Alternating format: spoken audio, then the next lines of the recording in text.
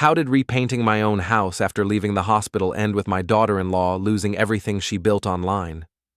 I thought the pink house was humiliation enough, until I woke up and saw my reflection. This is how a calm man everyone ignored ended her control in front of the audience she lived for. My name is Beck Seldor, and at 56, I've learned that sometimes the quietest response makes the loudest statement. What happened between my hospital discharge and that final Instagram live changed everything. Not just for me, but for my son Callum and his wife Ariel, who had spent 3 years turning my own home into her personal kingdom. It started with weakness, physical weakness, the kind that comes after 2 weeks in a hospital bed recovering from what the doctors politely called cardiac stress. The kind of weakness that makes climbing stairs feel like mountaineering and holding a paintbrush feel like lifting weights. But weakness, I would learn, can be deceptive. The Uber driver slowed as we approached my street, and I saw him glance in the rearview mirror with confusion. "This the right address?" he asked, double-checking his phone. I stared through the passenger window at what used to be my home. The entire exterior, siding, trim, even the front door, had been painted a shade of pink so bright it practically glowed against the gray October sky. Not a soft blush or subtle rose. This was the kind of aggressive, artificial pink that hurt to look at directly. "Yeah," I said quietly, fishing cash from my wallet with hands that still trembled slightly. "That's home." The driver helped me with my overnight bag, shooting another bewildered look at the house. "Bold choice," he offered diplomatically. I thanked him and walked slowly up the driveway, my legs unsteady after 2 weeks of hospital rest. The pink seemed to intensify as I got closer. Every detail had been transformed. The mailbox, the porch railings, even the outdoor light fixtures. It looked like a life-size dollhouse, completely at odds with the modest, well-maintained homes surrounding it. My key still worked, at least. I opened the front door and called out, "I'm home." Ariel appeared from the kitchen, her phone already in her hand, recording. At 29, my daughter-in-law had perfected the art of turning every moment into content for her beauty and lifestyle blog. Her blonde hair was styled in perfect waves, her makeup flawless, despite it being barely noon on a Tuesday. "Beck, you're back!" She held the phone at arm's length, capturing both of us in the frame. "What do you think of the house? Isn't it gorgeous? I've been documenting the whole transformation for my followers. Pink Paradise Makeover has been trending on my stories all week." I stood in my own foyer, feeling like a stranger. The interior remained unchanged, my furniture, my family photos, my books. But through the windows, everything was tinted pink. "You painted my house," I said. "Our house," she corrected, still filming, "and I improved it. Do you know how many messages I've gotten asking about the color? I'm thinking of partnering with the paint company for sponsored content. This could be huge for my brand." My son Callum emerged from the kitchen, looking uncomfortable, but saying nothing. At 31, he had inherited my tendency toward conflict avoidance, though in him it had evolved into something closer to paralysis. He worked part-time at a local marketing firm while Ariel pursued her influencer dreams, and the arrangement seemed to suit them both. "Hey, Dad, how are you feeling?" He gave me a careful hug, as if I might break. "Tired," I said, and surprised. Ariel finally lowered her phone. "You don't like it." It wasn't a question. "I wasn't consulted. You were in the hospital. I made an executive decision. Sometimes you have to act fast when inspiration strikes." She gestured toward the windows. "Besides, you never cared about aesthetics before. This place needed personality." I looked at my son, waiting for him to say something. Anything. He studied his shoes. "I'm going to change it back," I said quietly. Ariel's perfectly contoured face hardened. "Excuse me? I'm going to repaint it. Back to blue-gray." "That's ridiculous. Do you have any idea how much this cost? How much work went into it?" How much did it cost? I asked. She waved dismissively. That's not the point. The point is, it's done. It's beautiful. People love it. Why would you want to go backward? I didn't argue. I was too tired, and arguing with Ariel was like trying to reason with a hurricane. Instead, I picked up my bag and headed upstairs to rest. Behind me, I heard her talking rapidly into her phone. Oh my God, you guys, he wants to repaint it. Can you believe that? I create this amazing transformation, and he wants to undo it because he's stuck in the past.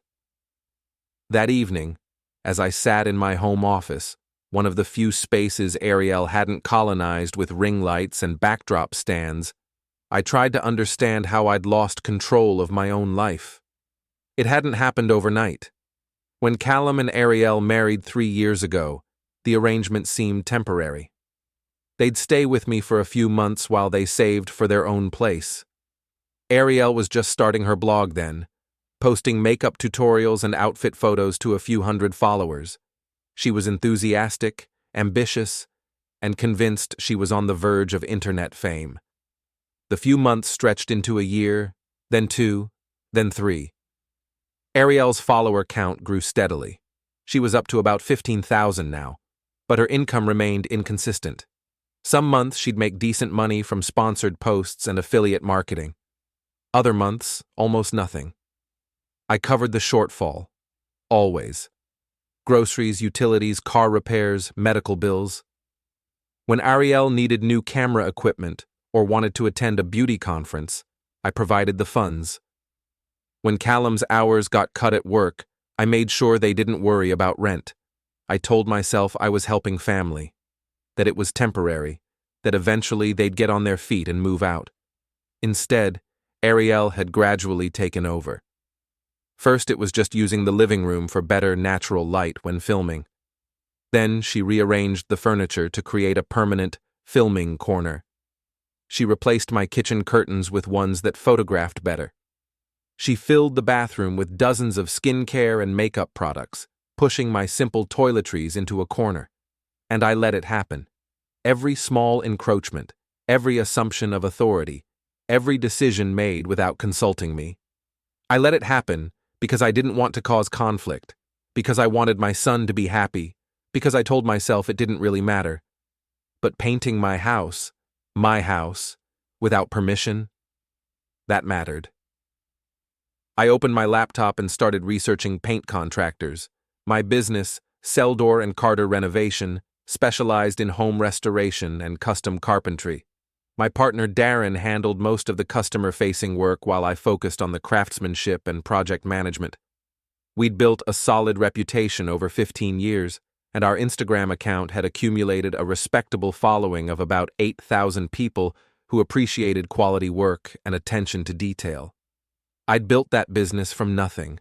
I owned this house outright, paid off years ago.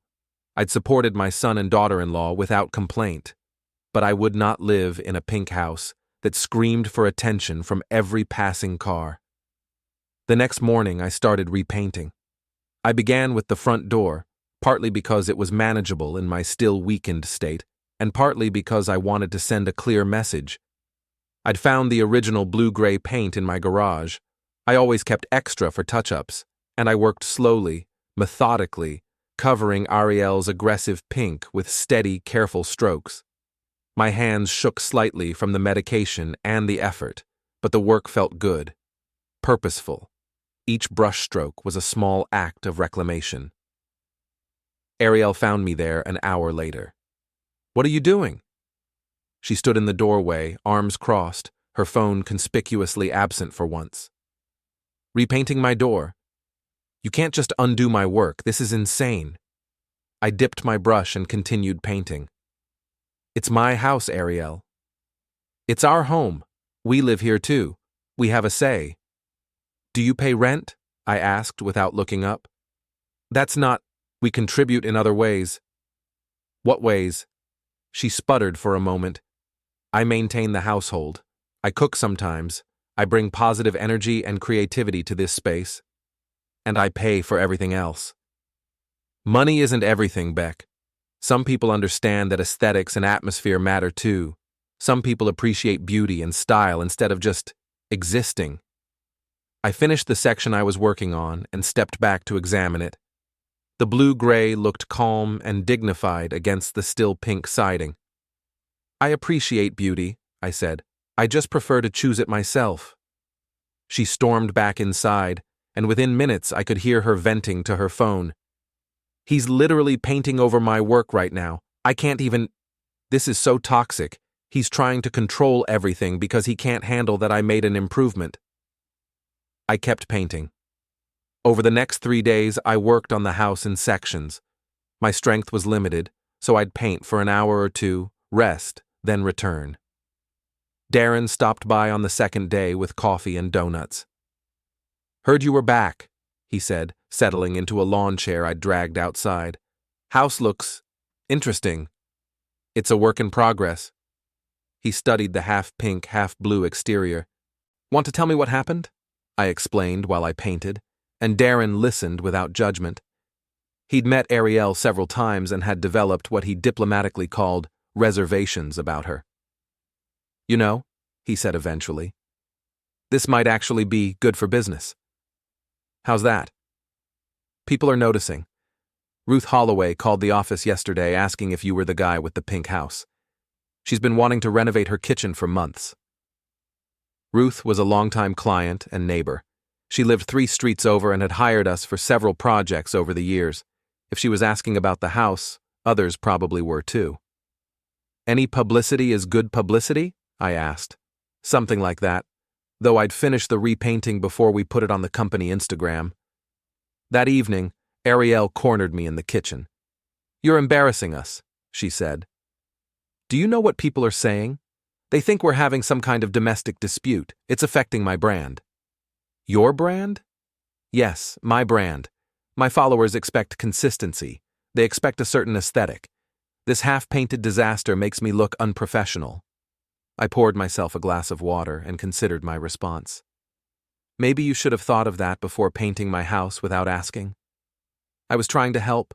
I was trying to bring some life and color to this boring beige existence you call a home. "Boring and beige paid for that pink paint," I said quietly. She flinched as if I'd slapped her. "That's cruel. It's honest.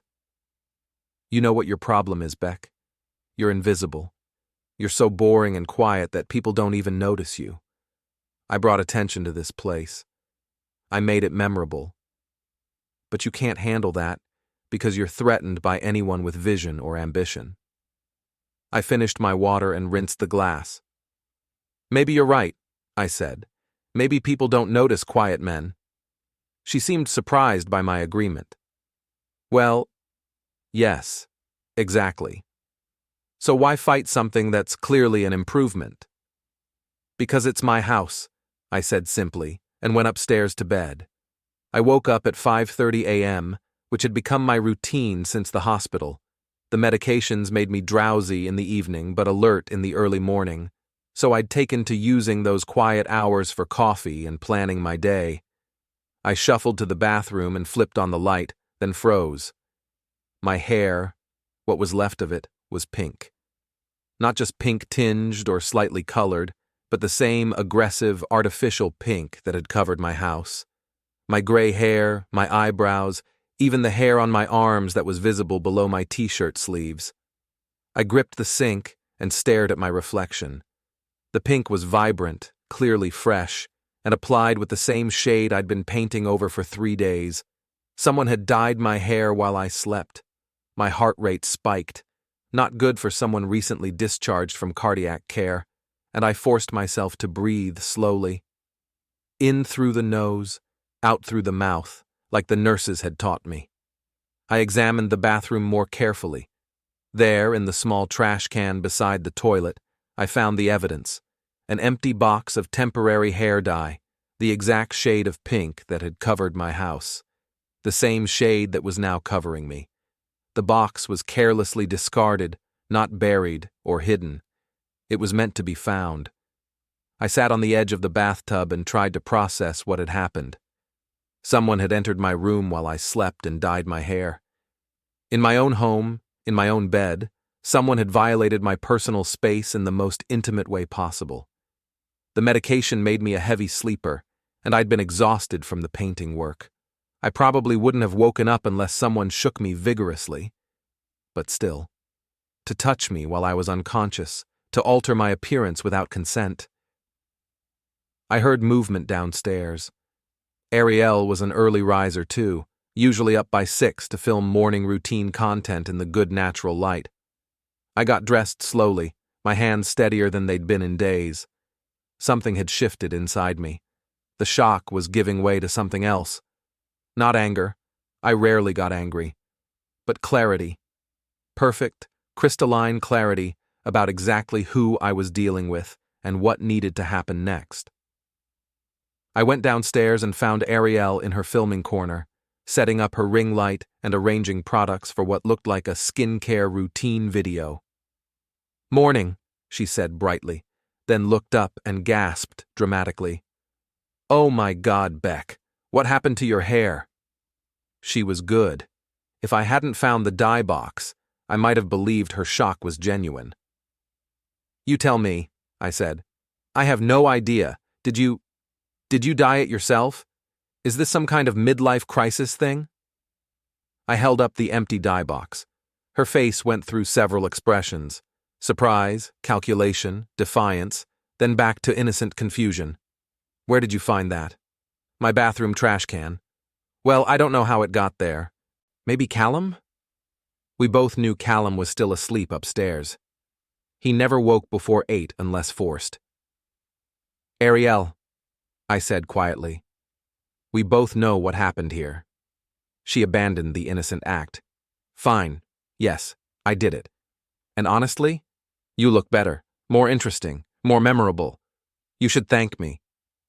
You dyed my hair while I slept. It's temporary. It'll wash out in a few weeks, and it matches the house aesthetic I created. You should embrace it instead of being so uptight about everything."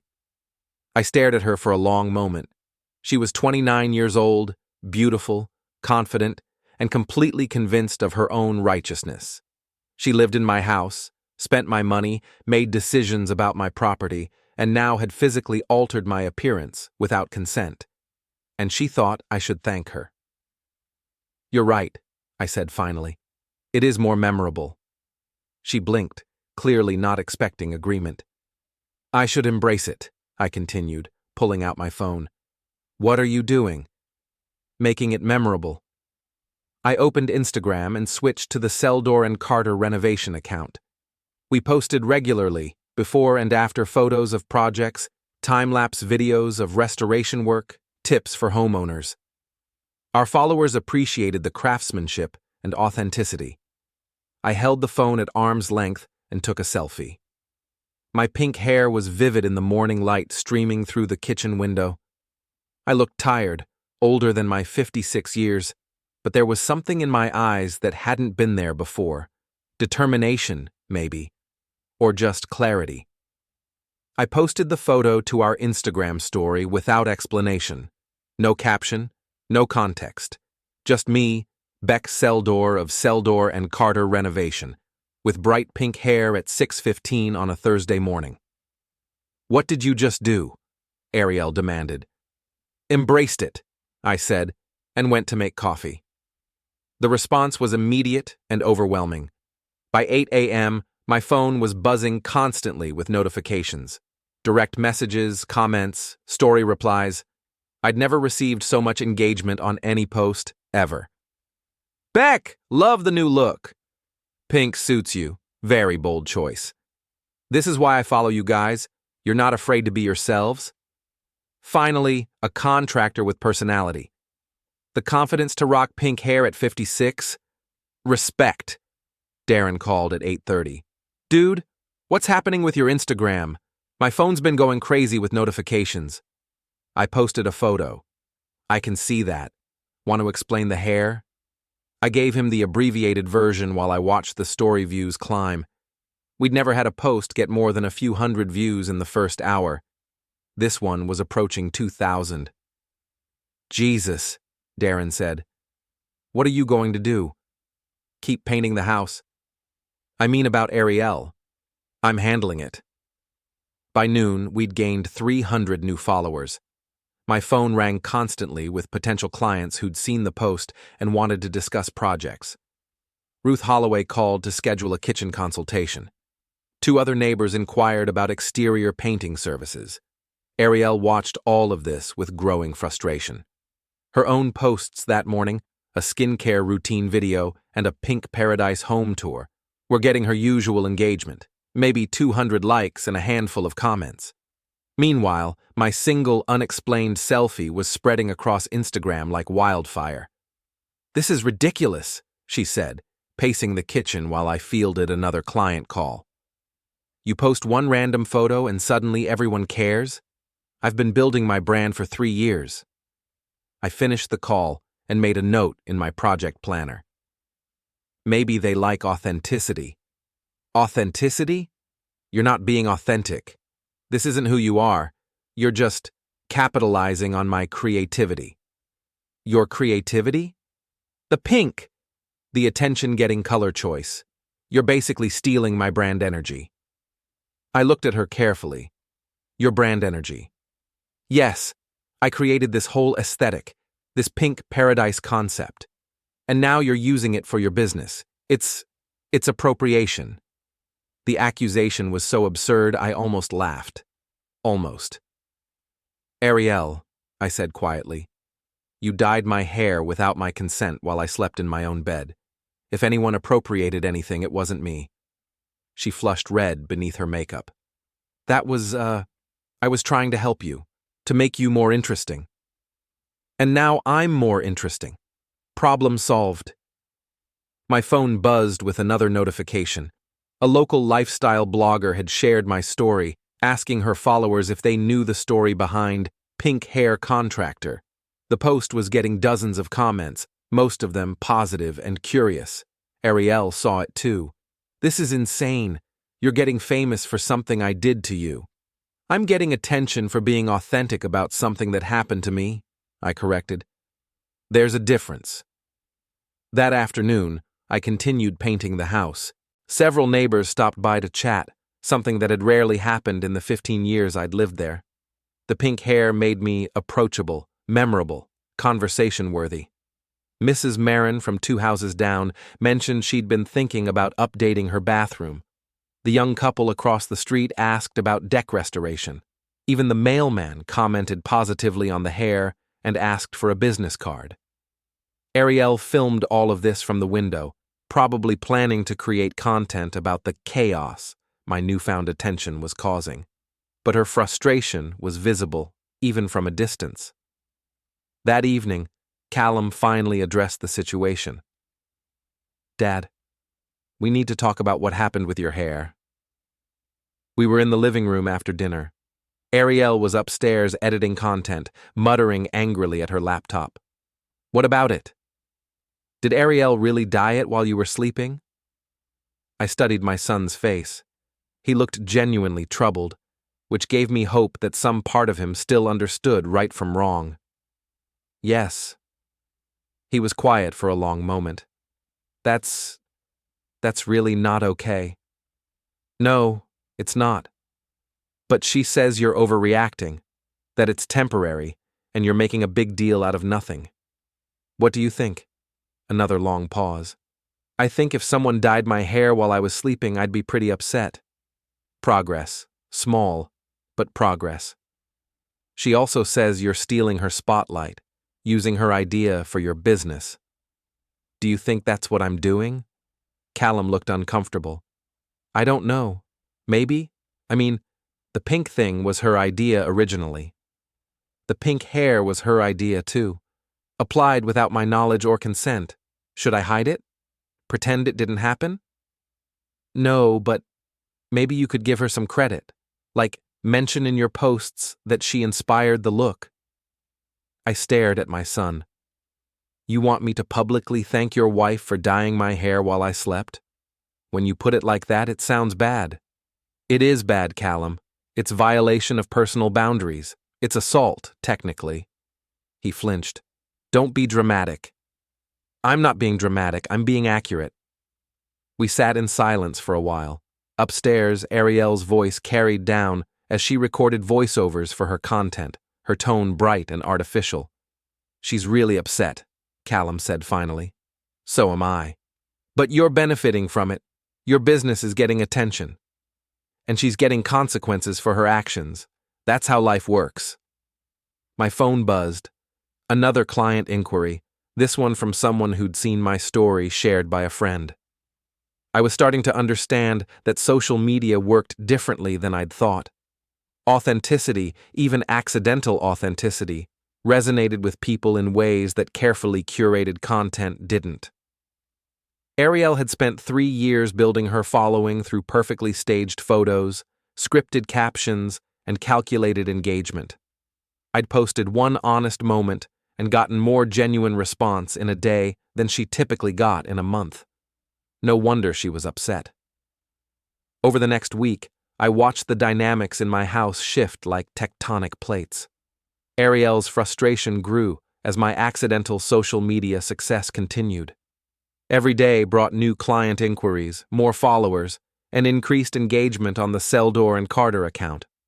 Meanwhile, her own content was struggling.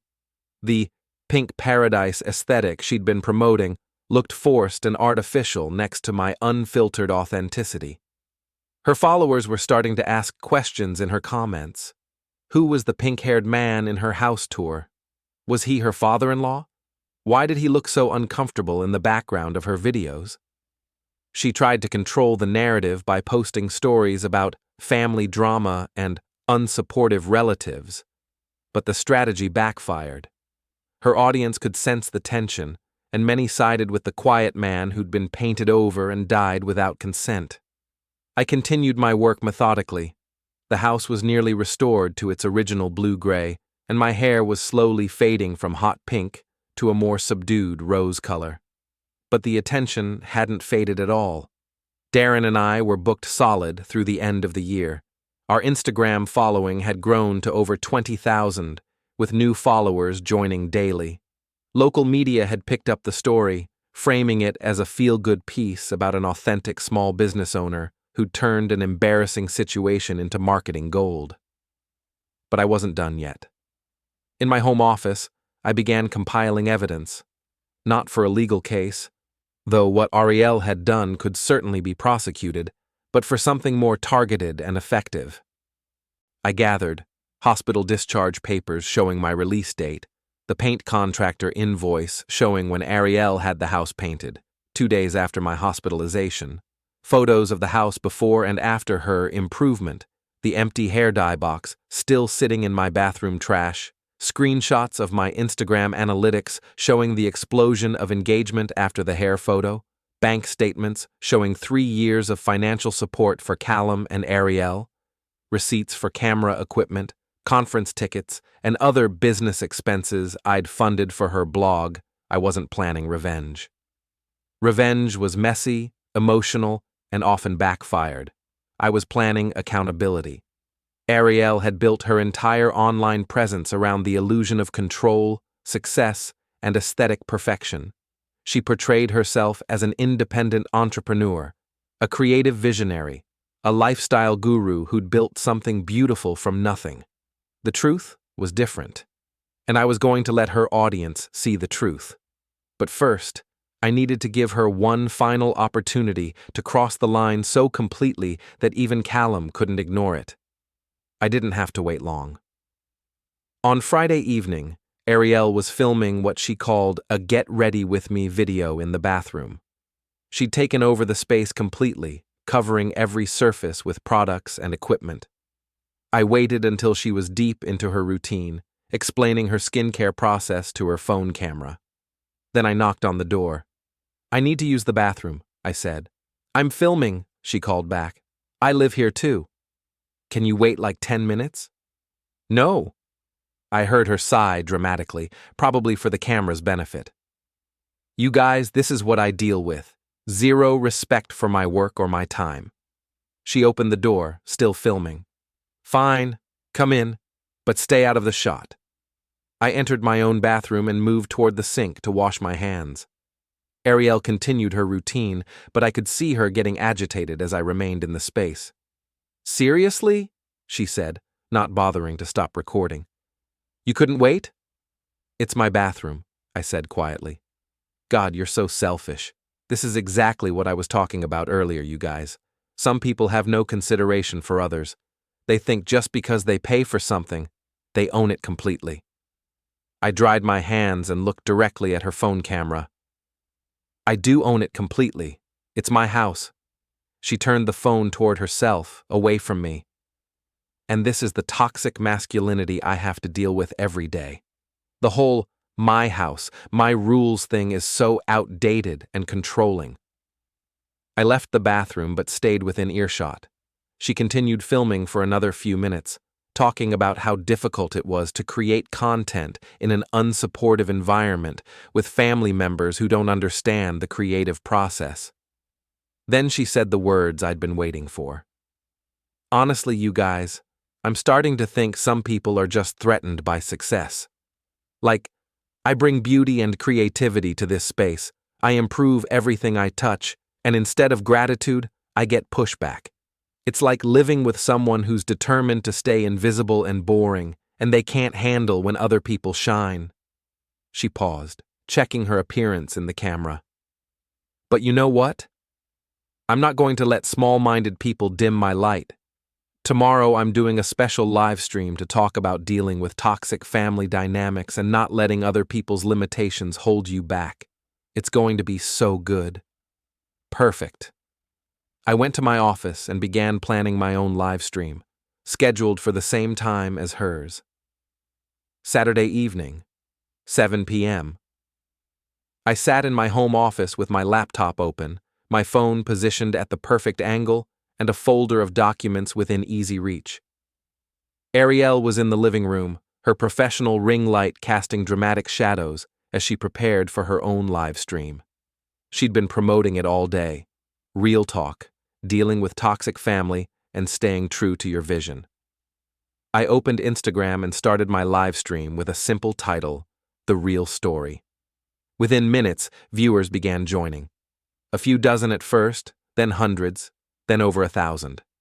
Word was spreading that the pink-haired contractor was going live at the same time as his daughter-in-law, and people were curious about the timing.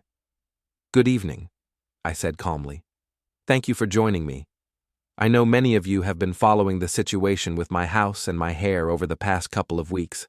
Tonight, I want to share the complete story." I held up my hospital discharge papers.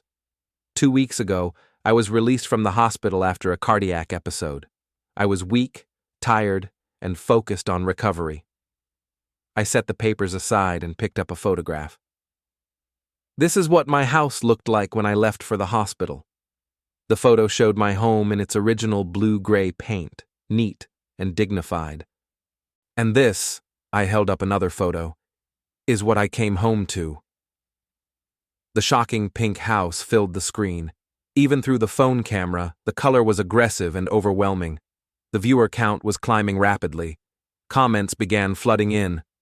"No way, they painted your house while you were in the hospital? That's so disrespectful." "Who does that?" I continued calmly. "I was told this was an improvement, that I should be grateful for the creativity and vision that had transformed my boring beige existence." I picked up the paint contractor invoice. The work was done 2 days after I was hospitalized. The cost was significant, money that came from my accounts, for a decision I wasn't consulted on, for my property. More comments. "This is insane. Your own family did this? I'm so sorry this happened to you." "I decided to repaint the house myself," I continued. "It was slow work. I was still recovering. But it was my house, and I wanted it restored to what it was." I touched my hair, which was now a faded pink, almost gray in some light. Then I woke up one morning to find my hair had been dyed to match the house. While I slept, without my knowledge or consent, I held up the empty dye box. "I found this in my bathroom trash can, same color applied while I was unconscious in my own bed." The comments exploded. "What the hell? That's assault! Call the police!" This is so wrong on every level. I waited for the comments to settle, then continued. I was told I should be grateful for this too, that it made me more interesting, more memorable, that I should embrace the creativity and thank the person who did it. I pulled up my Instagram analytics on my laptop screen. And you know what? In a way, they were right. This single photo of my pink hair got more engagement than anything I'd ever posted. Our business has grown tremendously. We're booked through the end of the year. I paused, looking directly into the camera. But success built on violation isn't success at all. It's just exploitation with better marketing. The viewer count had passed 3,000. I could hear Ariel's voice from the living room, but couldn't make out the words. For 3 years, I continued, I've supported a family member who moved in temporarily and never left. I've paid for housing, food, utilities, car repairs, medical bills, and business expenses. I've watched my home be transformed into a filming studio, my space be claimed for content creation, my quiet life be turned into background scenery for someone else's ambitions. I held up a bank statement, numbers blurred but patterns visible. I did this willingly. Family helps family. But somewhere along the way, support became entitlement. Generosity became expectation. And when I tried to reclaim my own space, I was told I was controlling, toxic, threatened by success. The comments were overwhelmingly supportive now. You deserve so much better. This person sounds like a narcissist. Stand up for yourself. We're proud of you for speaking out. Tonight, someone very close to this situation is doing their own live stream, I said. They're talking about toxic family dynamics and not letting other people's limitations hold you back. They're positioning themselves as the victim of an unsupportive household. I leaned forward slightly. I want you to understand something. Supporting someone's dreams doesn't mean surrendering your boundaries. Being family doesn't give anyone the right to make decisions about your property, your body, or your life without consent. And being quiet doesn't mean being weak. The viewer count hit 4,000. My phone was buzzing with notifications, but I ignored them. I'm not angry, I said. Anger is temporary and unproductive. But I am done. Done being treated as invisible in my own home. Done having my kindness mistaken for weakness. Done enabling behavior that would be unacceptable from a stranger, just because it's coming from family. I gathered my documents and set them aside. The pink hair will fade. The house is already restored. But the lesson here isn't about paint or hair dye. It's about respect, about boundaries, about the difference between supporting someone and being exploited by them. I could hear Ariel's voice getting louder from the living room, probably reacting to whatever she was seeing in her own comments. To those of you who've supported Seldor and Carter renovation through all of this, thank you. Your business means everything to us, and we'll continue to provide the honest, quality work you've come to expect. I paused, looking directly into the camera one final time. And to anyone who thinks they can paint over someone else's life without consequences, think again. I ended the live stream and placed my phone face down on the desk. The house was suddenly very quiet. Ariel had stopped talking. Then I heard footsteps on the stairs, quick and angry. My office door burst open. What did you just do? Ariel stood in the doorway, her face flushed, her perfect makeup smeared. I told the truth. You ruined me. Do you have any idea what you just did to my reputation? My brand? My entire livelihood? I told my story, on my business account, to my followers. Your followers were watching my stream. They left to watch you instead. And now they're in my comments saying horrible things. I turned in my chair to face her fully. What kinds of things? They're calling me a narcissist, a manipulator. They're saying I abused you. Her voice was rising to a near shriek. They want me to apologize publicly. They're threatening to report my account. Maybe you should apologize. For what? For trying to help you? For bringing some life to this boring house? For making you interesting for once in your pathetic life? Even now, even with her world crashing down around her, she couldn't admit fault. For painting my house without permission while I was in the hospital, I said calmly. For dyeing my hair without consent while I slept. For 3 years of financial dependence while claiming to be an independent entrepreneur. For treating my home like your personal studio and my support like your right. I don't owe you anything. You offered to help us. Nobody forced you. You're right. Nobody forced me, just like nobody's forcing me to continue. She stared at me, and for the first time, I saw genuine fear in her eyes. What does that mean? It means you have 30 days to find somewhere else to live. You can't kick us out. Callum is your son. Callum is welcome to stay. You are not. He won't choose you over me. Then I guess you'll both be apartment hunting. She opened her mouth to argue further, but Callum appeared in the doorway behind her. Ariel, he said quietly, we need to talk. She spun around. Did you see what your father just did? He humiliated me in front of thousands of people. He destroyed my reputation. Callum looked tired, older than his 31 years. I saw your live stream too. Then you know I was defending myself. I was trying to explain what it's like living with someone so controlling and— You called him pathetic, Callum interrupted. You said he was invisible and boring and that you made him interesting. You said he should be grateful that you did what you did to his hair. I was upset. I was defending my work. Your work? Callum's voice was getting stronger. Ariel, you dyed his hair while he was sleeping. You painted his house without asking. You've been living here for 3 years without paying rent, and instead of being grateful, you act like you're doing us a favor. I can't believe you're taking his side. I'm not taking sides. I'm looking at the facts. Ariel's perfect composure finally cracked completely. Fine. Fine. You want me gone? I'll leave.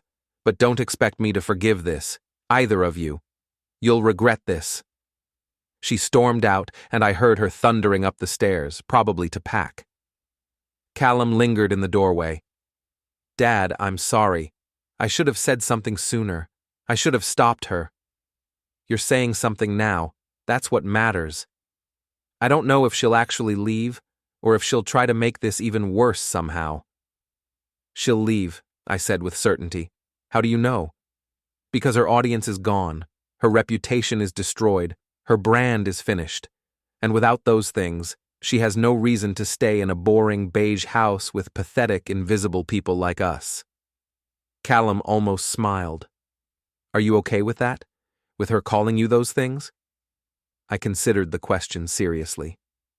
3 weeks ago, those words would have hurt. But 3 weeks ago, I thought being invisible was a weakness.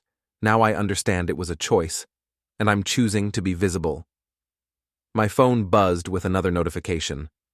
Probably another client inquiry, another supportive comment, another person who'd seen the live stream and wanted to do business with someone who stood up for themselves. The quiet ones are often underestimated, I added. That can be an advantage.